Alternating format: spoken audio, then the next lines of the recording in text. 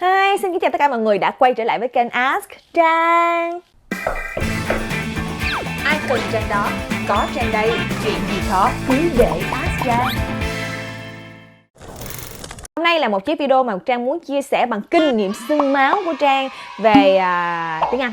Thì thực ra là mọi người cũng đã biết Trang qua Mỹ cũng khoảng chừng gần 6 năm.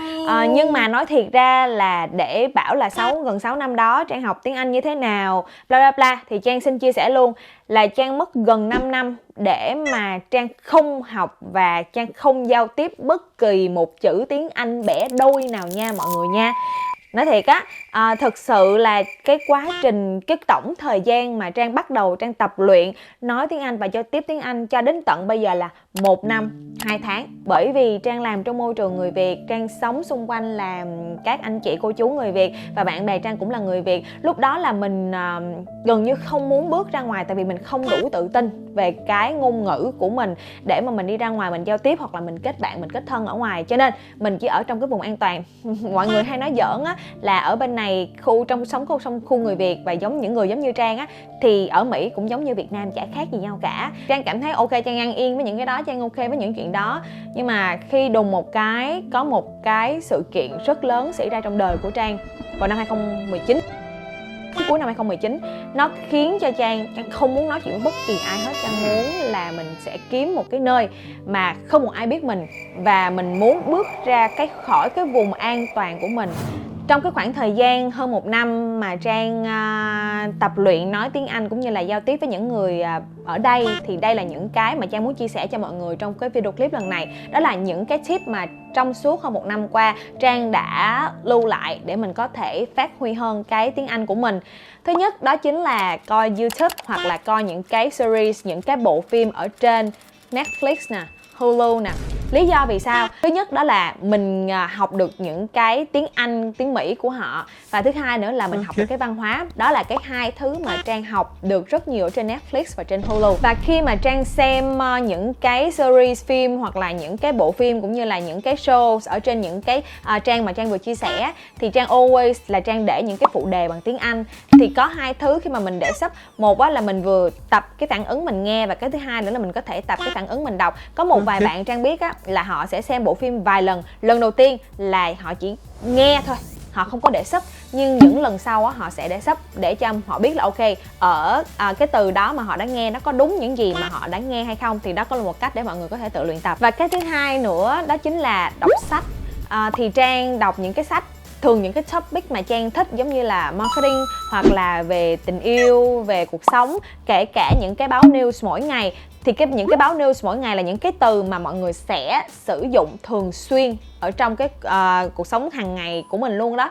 Thì mọi người có thể xem những cái báo local của mọi người, hoặc là mọi người có thể xem những cái báo lớn, miễn là mình chọn những cái báo nào, những cái topic nào mà mình thích để mình không có bị quải, mình không có bị nản, mình không có bị chán khi mà mình xem những cái tờ báo đó. Và một cái nữa mà Quỳnh Trang nghĩ là đa số những cái bạn gái giống như Trang hoặc là những cái bạn trẻ, các bạn sẽ thiên hướng là các bạn sử dụng dating app để các bạn nói chuyện với những cái người bản xứ. Nói chung là nó là dating app thôi, không phải là lên trên đó rồi mình flirting hoặc là mình hẹn hò, mình one night stand. Nhưng mà nhiều khi đối với những bạn giống như Trang hoặc là những người bạn của Trang mà Trang được biết á, là cũng có thể sử dụng cái dating app để nói chuyện, để học hỏi cái cách giao tiếp và cái ngôn ngữ tiếng Anh nữa.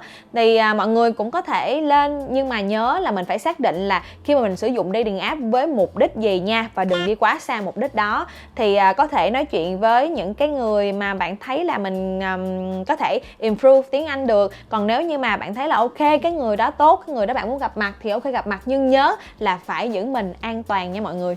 Và khi mà sử dụng dating app á, thì Trang nghĩ là mọi người cũng nên take cái note nhỏ nhỏ như thế này, là về phần luyện chữ, là mình có thể luyện những cái từ ngữ là ngữ pháp nè, nhiều thứ khác qua văn bản bằng cách là mình kêu họ nhắn tin.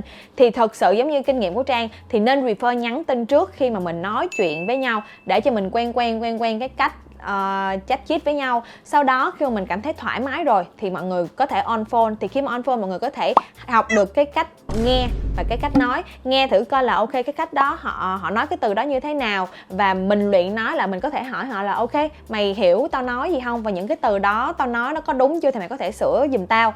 Thì những người bạn của Trang có những bạn Mỹ con, Trang hay gọi là Mỹ con, cũng nhiều là những bạn đẻ ở đây là người Việt Nam, nhưng các bạn có thể nói được tiếng Việt một tí xíu lơ lớ, hoặc có thể có những bạn không nói được tiếng Việt luôn, và có thể những bạn người ta nói tiếng Việt lưu loát thì Trang refer họ nói tiếng Mỹ với mình.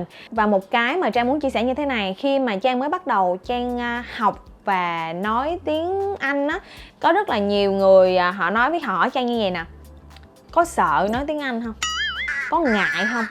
Thì thật ra nha, Trang không ngại nói tiếng Anh với lại người Mỹ, mà Trang ngại nói tiếng Anh với người Việt Nam. Tại vì cái này không phải một mình Trang bị, mà bạn Trang bị thì Trang không biết mọi người như thế nào. Nhưng người Việt Nam đa số kiểu họ hay phán xét á, họ nghe mà kiểu mình lỡ nói cái từ đó sai, hoặc là mình dùng từ cái accent đó sai á, thì họ sẽ quy chụp và họ cười với cái bản mặt của mình. Còn người Mỹ thì không, họ rất là kiên nhẫn và họ ok với cái chuyện đó. Tại vì những người bạn của Trang đi, kể cả Mỹ con, kể cả những người Mỹ, họ đều nói là cái tiếng Việt, họ đều nói là cái tiếng Anh là cái ngôn ngữ thứ hai của mày, nên thành ra là tụi tao hiểu. Bây giờ mà để tụi tao học tiếng Việt hay tụi tao nói tiếng Việt là cái ngôn ngữ thứ hai của tụi tao đi chăng nữa thì nó cũng rất là khó khăn, thì nó cũng mất một cái thời gian. Thật sự họ rất kiên nhẫn, những bạn Mỹ con và những bạn sắc tộc khác rất kiên nhẫn, và họ rất là nice để họ giúp mình nói tiếng Mỹ, và họ chỉnh mình luôn. Chứ mọi người đừng có ngại nha, đừng ngại nếu như mình nói sai, đừng ngại khi nói tiếng Mỹ. Chỉ là mình ráng, mình chai cái mặt đi nha mọi người. Một cái nữa, cái này rất là quan trọng, đó chính là mình đặt cái bản thân của mình xung quanh những cái gì mà cái môi trường mình muốn. Trang nói như vậy. Nhưng ngày xưa đi, Trang đặt bản thân Trang trong một cái môi trường là toàn là người Việt không, thì đâu là cơ hội để cho mình nói tiếng Anh. Thì bây giờ sau này cũng may mắn là xung quanh Trang cũng là những bạn Mỹ con và những bạn đa sắc tộc khác, thì mình học được rất là nhiều. Có nghĩa là mình tự đặt bản thân mình trong cái môi trường đó, và nó bắt buộc mình phải nói tiếng Mỹ với những người đó. Thì đó là cái cơ hội mà Trang push bản thân Trang nhiều hơn, là muốn cái gì á là mày phải diễn tả bằng tiếng Anh, mày thích cái gì mày cũng phải diễn tả bằng tiếng Anh. Mày không biết mày lên Google mày search, hoặc là cứ va chạm đi đã, cứ diễn tả những gì mày muốn bằng body language hoặc là bất kỳ một cái gì, xong sau đó là mình thích được, mình học cái từ đó, ok thì sẽ ghi nhớ. Tại vì khi mà mình rơi vô cái tình huống, những cái hoàn cảnh đó thì mình mới nhớ được cái từ đó là cái gì, chứ nếu mà học không học khơi á rất là khó nhớ luôn. Và một cái tip mà Trang học được từ Việt Nam tới tận bây giờ, có nghĩa là có tất cả những cái từ mới nào thì mình sẽ ghi ra, mình take note. Và thầy Trang lúc mà Trang học cấp 3 thì thầy Trang có nói như thế này, là những cái từ mới á, mình không thể nào mình liệt kê nó là nguyên từ thì rất là khó nhớ. Mình sẽ để nó vào một cái câu có nghĩa thì nó sẽ dễ nhớ hơn là mình chỉ nhớ only cái từ đó không. Thì thường Trang viết á, Trang sẽ viết nguyên một cái câu, xong sau đó là những cái từ nào mà mình không nhớ, mình mới biết á, thì mình sẽ highlight nó và Trang dán mọi nơi trong nhà luôn đó. Thì ví dụ như tuần này Trang sẽ học những cái câu này, thì học xong Trang sẽ tháo cái sticker đó ra, rồi xong đó là mình remind, mình học lại những cái từ khác nữa. Thì đó là cái cách học của Trang ngày xưa. Và Trang cũng có một cái cuốn sổ để lưu lại những cái câu thông dụng bình thường mà mình thấy mình tự viết ra nha. Tại vì để như mà mọi người học ở trên Google á, sẽ có những câu thông dụng bình thường, nhưng mà nhiều khi mọi người không sử dụng được, tại vì không có cái môi trường sử dụng nó, thì mọi người cũng rất là dễ quên. Cho nên nhớ là mình phải đặt mình vô cái môi trường. Và thứ hai nữa là những cái câu mà mình viết á, thì nên là những câu mình viết ra, chứ đừng có kiểu sưu tập ở trên mạng rồi mình viết ra, nó cũng khó nhớ lắm. Một cái này rất quan trọng luôn, mà không biết chắc cũng một vài người giống Trang mà nghe nó hơi bị kiểu khùng điên, mà không biết là có nhiều người giống không. Nếu có ai giống thì làm ơn comment bên dưới để thấy là Trang không đơn độc, Trang không đơn côi nha mọi người. Đó chính là tôi hay nói chuyện một mình. Ngày xưa á, là tiếng Việt là người Việt không là tôi cũng đã nói chuyện một mình rồi. Cái khả năng kỳ lạ vậy đó, mà chắc nhiều người cũng như vậy. Thì khi mà Trang học tiếng Anh, Trang nhớ cũng có người hay nói với Trang á là có thể mình nói chuyện một mình với mình bằng tiếng Anh. Thì lúc đó là mình cũng có thể remind bản thân mình, rồi mình cũng có thể sắp xếp là những cái câu chữ từ ngữ như thế nào đó để nó quen với cái việc là ok, mày đang sử dụng tiếng Anh để nói chuyện và giao tiếp, thay vì mày sử dụng cái ngôn ngữ, cái tiếng Việt mẹ đẻ của mày. Vừa rồi là những cái gì mà Trang muốn chia sẻ trong video lần này. Thực sự thì đó là những cái gì kinh nghiệm xương máu của Trang mà Trang muốn chia sẻ cho mọi người thôi. Hy vọng là đâu đó mọi người cũng có thể bỏ túi được cho mình những cái gì đó nó hữu ích. Thật ra thì có rất là nhiều bạn chia sẻ ra rã về những cái cách học tiếng Anh như thế nào để cho hiệu quả.